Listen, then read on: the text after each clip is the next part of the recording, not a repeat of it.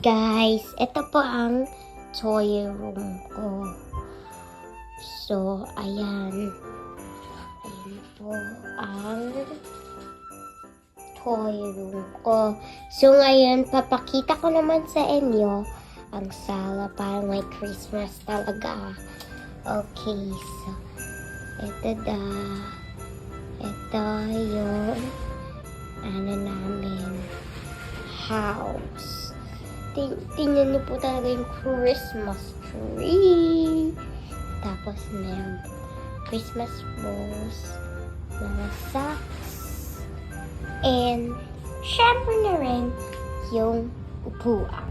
Okay, ayan. So, eto po kasi ako. So, ayan. Nga pang Christmas. So, umaga po today. Okay, ayan po ang Christmas tree. Ready, get, set, go! Meron pa dito.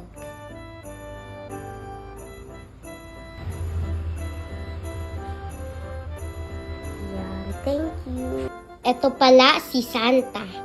At papakita ko sa'yo kung paano siya gumalaw.